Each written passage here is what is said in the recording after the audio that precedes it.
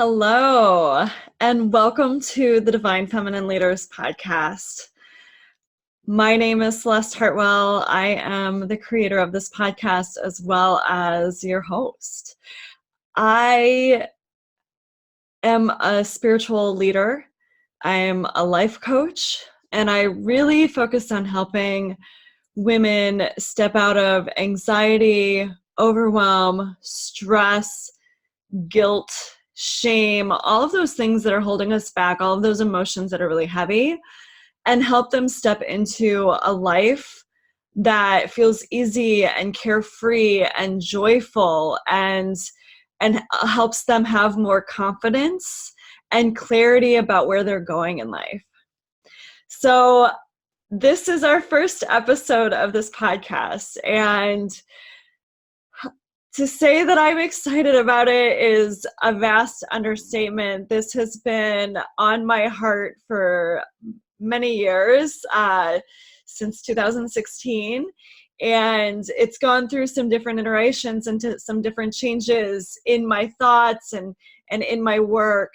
But we're landing here today, which is really interviewing women who inspire me, who some of them have helped me along my journey to become the coach, to become the person that I am in this space, and to help inspire you to know that no matter where you are in your life, you can always make a different decision and change.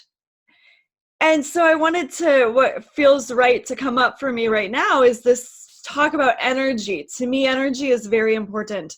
If we look at it from a scientific, molecular level, like we're all energy, and energy is always moving and things are always shifting and changing. And what that means is that the energy is always moving, right? I said that, and that means it's always able to change. But what I've learned over the years is that sometimes we get stuck in habits. They're either habitual patterns of action, habitual patterns of thought, and we don't see that we have the power as sovereign beings to be able to shift our life in profound ways by just making small changes. Small changes add up over time. And so that has been my work for myself with my clients, to be able to help people shift profoundly and really step into a life that they feel like they've created.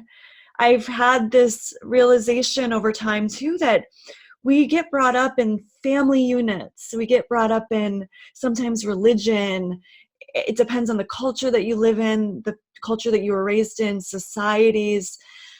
And there's all of these different collective consciousness, all of these different schools of thought as to how you should live and how you should work and how you should dress and who you should marry and what you should eat, and how you should have sex even, and what that looks like, and what's considered a sin, what's considered good, what's considered bad. And my magic is really helping people distill down what's true for them. We're all so individual. We're all divine beings. We're all here on purpose. We're all here to help inspire other people. I just firmly believe that if you're attracted to this is your calling as well, to inspire other people in the way that works best for you based on your talents and your gifts and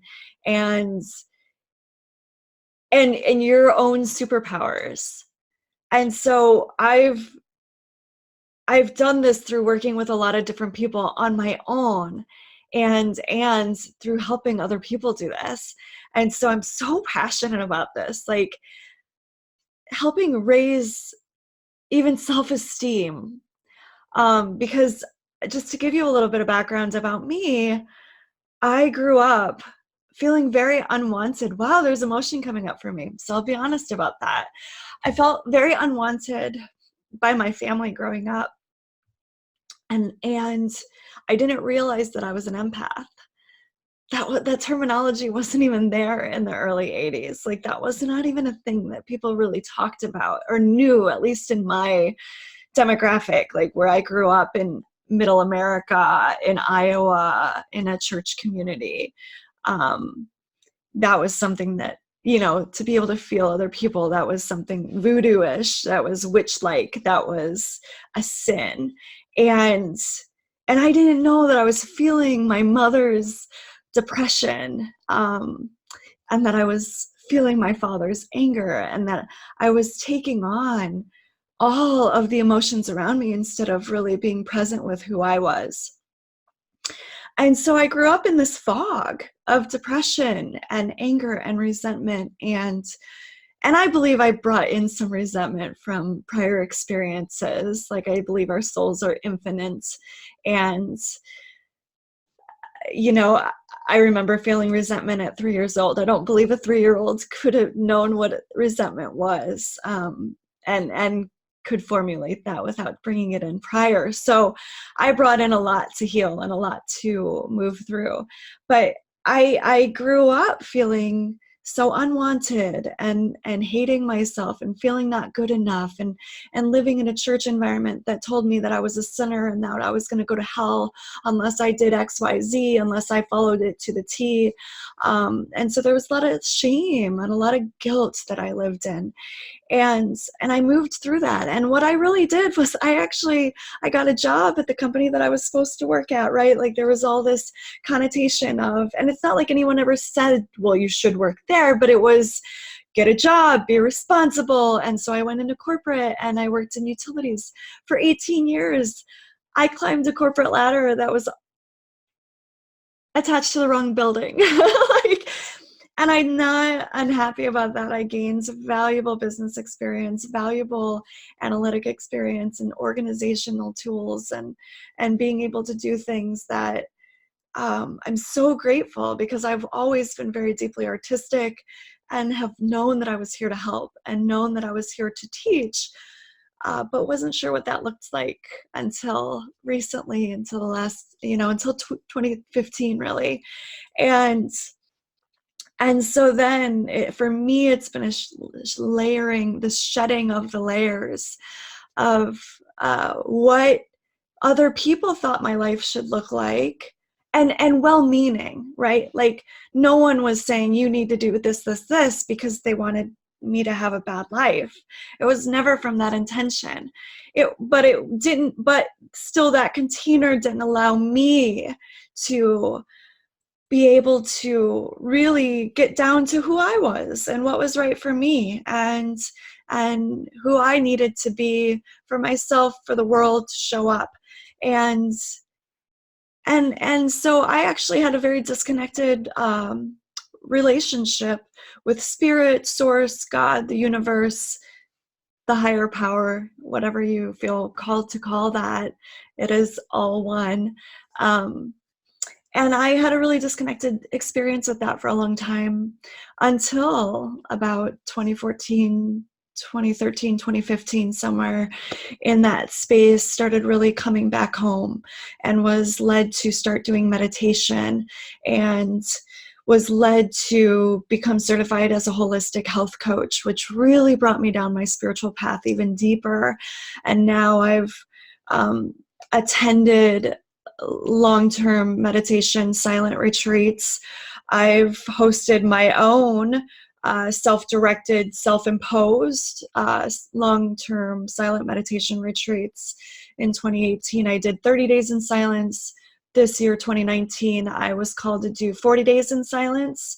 And silence for me has evolved over time. When I was attending other people's retreats, it was silence. No speaking unless you were speaking with the teacher, no writing, no eye contact, no hand gestures for extended periods of time. But when Spirit called me to do 30 days in silence, I was still kind of halfway in that 10-day, that cutoff mentality of what I had done in the past, and then learned that no, actually silence just meant like isolation from everyone that I knew, from social media, from the media at large, And it meant that sometimes I would be called to speak with other people. I would be called to see what was there for me in the universe, and hire people into my home is what I did in the 30 days to clean and to help me organize things and all of that. Um, and so I share all of that because we're all guided to do different things in our lives. And sometimes there's this untangling that needs to happen to be able to really distill down, what does my heart desire? What does your soul desire? Your soul is speaking to you, whether you're aware of it or not. And it has all of the answers. Take it from a woman who sought outside of myself for many years and acted as though happiness was outside. Happiness was when I attain XYZ, that means that I'll be happy. Then I will be. And I feel like we're brought up in that way sometimes, like, well, when I go get my birthday, then I'm gonna get all that I want, right? But the universe doesn't actually exist like that. And everything that we desire is at our fingertips in any given moment. It's just whether we're allowing ourselves to be open enough to receive that, whether we're on the right frequency or vibration. You'll hear some of the people that I speak with speak on that level. And if you're not familiar with like Abraham Hicks, who is Esther Hicks channels an entity named Abraham, which is the collective consciousness. It is source consciousness. It is God consciousness in a sense, although they don't refer to it as such. But it is this invisible collective consciousness that is just completely loving and guiding and helping us come back to our own love and our own joy and our own source of power and creation. And vibration is just the speed at with which energy moves. And so different emotions are different vibrations. And really that's what that means. So it depends on what emotional state we're in as to what we're attracting into our lives. And that requires a level of honesty and depth and authenticity. And it can be confronting. But that's why I fully believe in working with coaches and healers and like myself, like the women that I'm interviewing and sharing with you, because we're all here to serve in some capacity. I just know that on a soul level, if you're watching this, if you're listening to this, if you've been attracted to this in some way. And are you really showing up in your bliss? Are you really showing up in your divinity? Are you seeing the emotions that come up and, either attracting more of them, the ones that you desire? Or are you working through, why are these coming up when they're unwanted? I don't want to call them negative. They're all divine. They're all sacred. Every single emotion is sacred and serves a purpose. So we don't want to bypass them in any way. I know I did that for years through alcohol, through food, through sex, through cigarettes, through blaming other people for what was going on with me. And there's so many different things that we can be addicted to. Games, oh my God, Candy Crush Saga was like my number one for a long time. Distraction energy. Sometimes it can be TV usage. It can be falling into just patterns of unhealthy thinking. And so I just challenge you to, see what resonates for you in this series and see what feels great for you.